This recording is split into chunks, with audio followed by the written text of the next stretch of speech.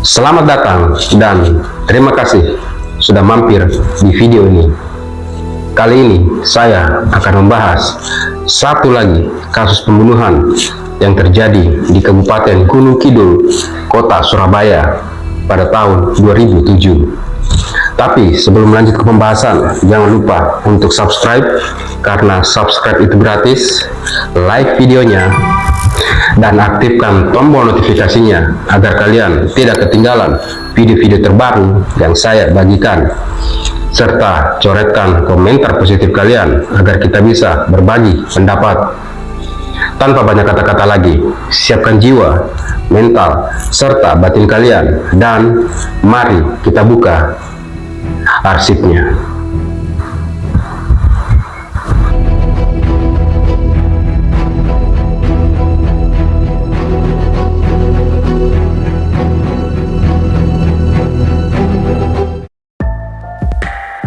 Dua sosok jasad ditemukan di sebuah rumah di Jalan Tanjung Sari, Kota Surabaya. Jasad keduanya, seorang laki-laki dan seorang perempuan, sangat tragis dengan kondisi bersimbah darah.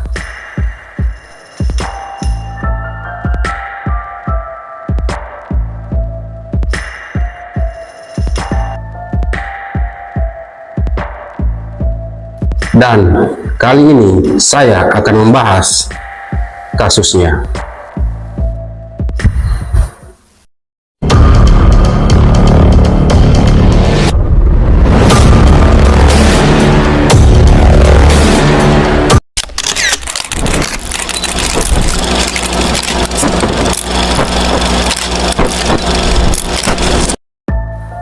Warga Jalan Tanjung Sari, Kecamatan Suku Manunggal, Kabupaten Gunung Kidul, Kota Surabaya, digemparkan dengan penemuan dua jasad di sebuah rumah berlantai 2 di Jalan Tanjung Sari nomor 77A.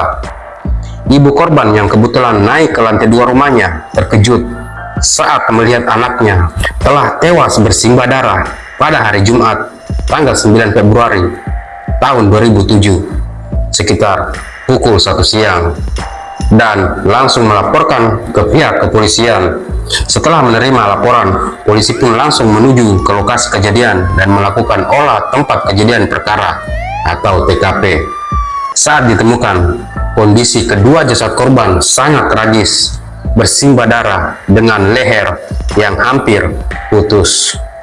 Setelah melakukan olah tempat kejadian perkara, jasad Nur Fadila dan Usman lalu dievakuasi dan dibawa ke RSUD Dr. Sutomo, Kota Surabaya untuk dilakukan autopsi.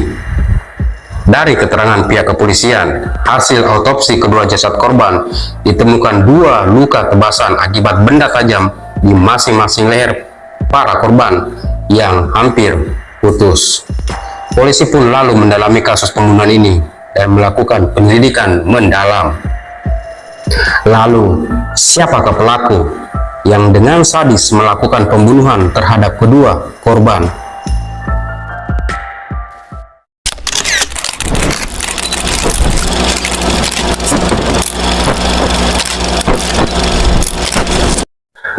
Setelah melakukan penyelidikan dan pemeriksaan para saksi, pihak kepolisian akhirnya bisa mengetahui pelaku pembunuhan dalam kasus ini dan melakukan pelacakan serta pengejaran terhadap pelaku yang telah kabur.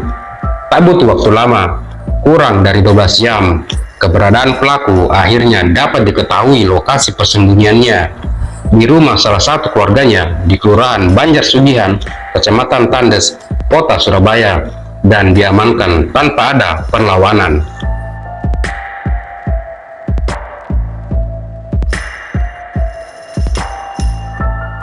Pelaku lalu dibawa ke kantor polisi untuk dilakukan interogasi dan mempertanggungjawabkan perbuatannya. Berdasarkan pengakuan pelaku, motifnya karena sakit hati dan marah melihat korban Nur Fadila dan Usman saat berada di dalam kamar berduaan. Lalu, siapakah sosok Subaidi dan apa hubungan pelaku dengan para korban? Setelah diketahui, ternyata Subaidi adalah suami dari korban Nur Fadila dan Usman adalah adik sepupu Subaidi. Pelaku tega melakukan pembunuhan itu karena kedua korban telah berselingkuh, dan pelaku mengetahui serta mendapati kedua korban sedang bermesraan di dalam kamar. Suami mana yang tidak sakit hati dan marah saat mengetahui istrinya berselingkuh dan bahkan melihat dengan mata kepalanya sendiri istrinya bermesraan dengan laki-laki lain di dalam kamar. Sebenarnya kedekatan Usman dan Nurfadilah telah diketahui oleh mertua Subaidi, yaitu ibu Nurfadilah sendiri. Dan Usman juga telah diperingatkan agar menjauhi Nurfadilah karena telah bersuami yang tak lain adalah sepupunya sendiri. Namun peringatan itu diabaikan oleh Usman dan nasi telah menjadi bubur. Perbuatan perselingkuhan kedua korban berakhir dengan kematian. Walaupun pelaku sangat menyesali perbuatannya melakukan pembunuhan itu, tapi hukuman akan tetap diterima oleh pelaku. Lantas, bagaimana kronologi kejadian hingga kedua korban tewas dengan cara yang tragis?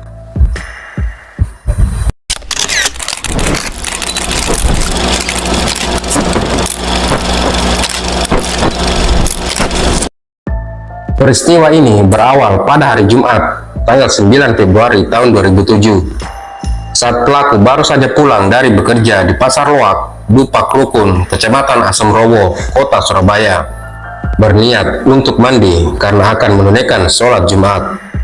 Namun, langkah pelaku terhenti di depan sebuah kamar yang berada di lantai 2 rumahnya. Dia melihat dua pasang sandal yang tak biasa di depan pintu kamar itu. Karena curiga dan penasaran, pelaku lalu mengintip dari lubang kunci pintu kamar itu untuk mengetahui sosok yang berada di dalam kamar. Sungguh tak disangka, bagai disambar petir di siang bolong, lewat lubang kunci itu, Subaidi melihat dengan mata kepalanya sendiri istrinya Nurfadilah berada di dalam kamar itu, sedang bermesraan dengan adik sepupunya sendiri, Usman. Dengan perasaan yang sakit hati dan marah, dia lalu turun untuk mengambil sebuah golok dan kembali naik, lalu mendobrak pintu kamar itu. Nurfadilah dan Usman yang lagi asik bermesraan langsung kaget setengah mati dan turun dari tempat tidur untuk mengambil pakaian mereka. Dengan terburu-buru, Usman langsung berlutut di kaki Subaidi sambil menangis minta ampun dan minta maaf. Namun karena pelaku sangat marah, dia pun mengayunkan goloknya ke arah Usman. Istri pelaku sempat menghadangnya, tapi dia didorong dan terjatuh.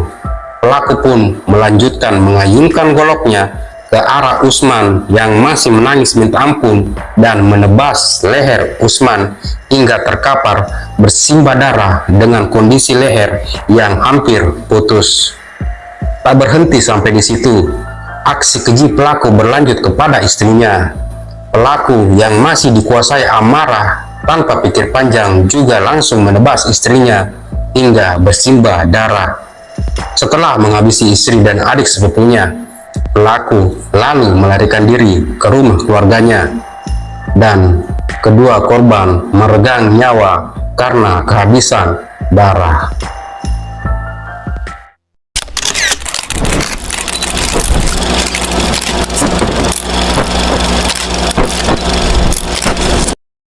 Dari aksi kejinya, Subaidi dijerat dengan pasal 338 KUHP karena telah melakukan pembunuhan dalam bentuk biasa dengan hukuman penjara selama 15 tahun.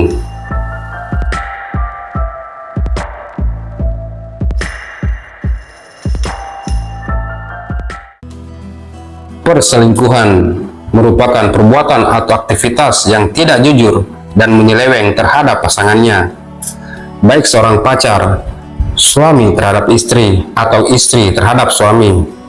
Istilah ini umumnya digunakan sebagai sesuatu yang melanggar kesepakatan atas kesetiaan hubungan seseorang. Perselingkuhan merupakan salah satu penyebab keretakan rumah tangga dari hubungan suami istri, dengan kehadiran orang ketiga dalam kehidupan perkawinan yang menyebabkan perubahan dan sikap pasangan berbeda hingga membuat kurangnya perhatian dari pasangan dan terhadap keluarga.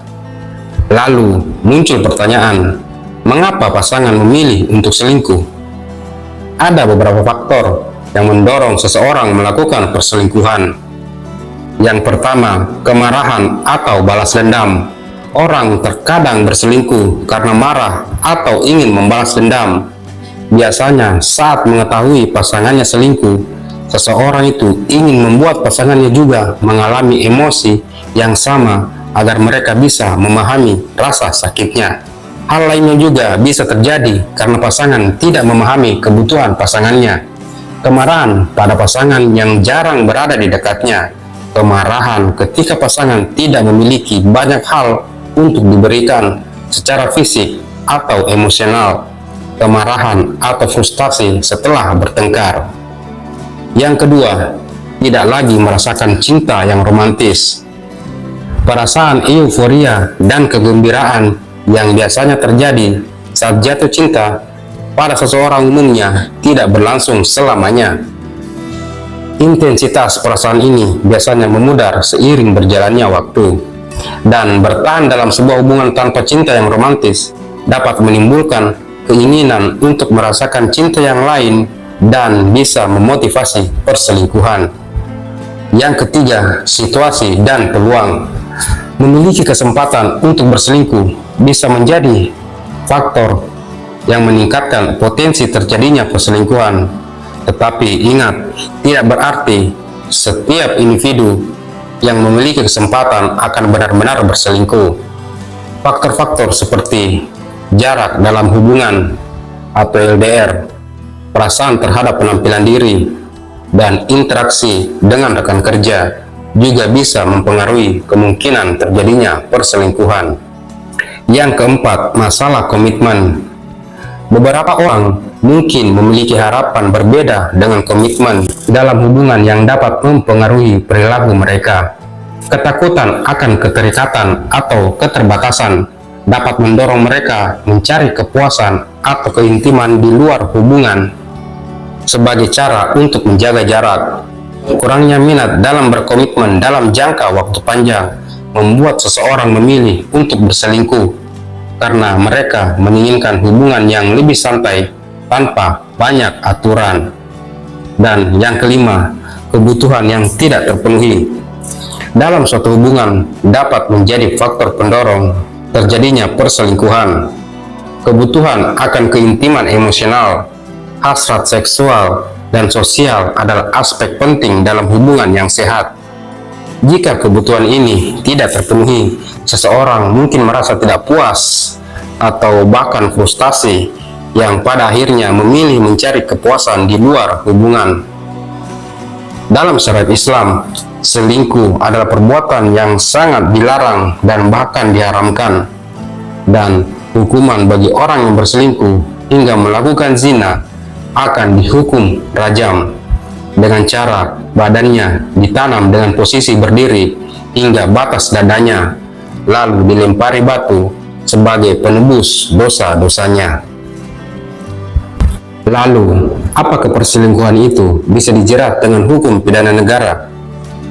Dalam hukum perkawinan di Indonesia sudah diatur dalam pasal 1 Undang-Undang Nomor 1 Tahun 1974 tentang perkawinan yang mengatur bahwa perkawinan ialah ikatan lahir batin antara seorang pria dan seorang wanita sebagai suami dan istri dengan tujuan membentuk keluarga atau rumah tangga yang bahagia dan kekal berdasarkan ketuhanan yang Maha Esa.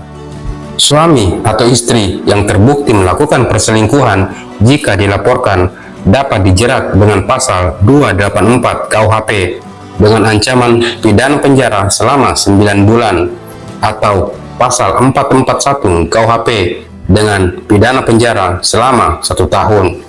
Mengetahui pasangan berselingkuh bisa menjadi pengalaman yang sangat emosional dan menghancurkan. Seseorang akan merasa terluka, marah, sedih, atau bahkan melakukan kekerasan fisik terhadap pasangan hingga aksi pembunuhan.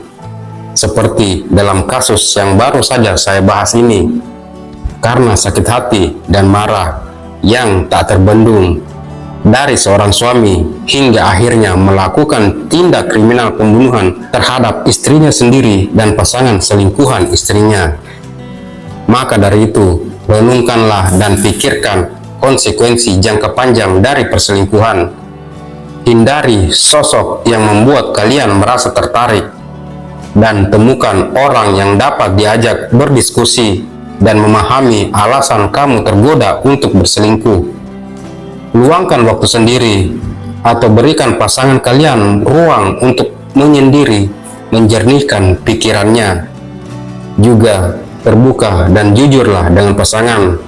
Barangkali ini merupakan cara yang sulit untuk dilakukan, namun bisa membuat kalian terhindar dari perselingkuhan dan bisa membuat hubungan kalian menjadi lebih sehat dan perbaiki hubungan kalian menjadi lebih hidup. Dengan cara mengajak pasangan berdiskusi dan mencari cara memulai kembali hubungan dengan lebih baik, serta hindari membuang-buang energi kalian hanya untuk memikirkan orang lain.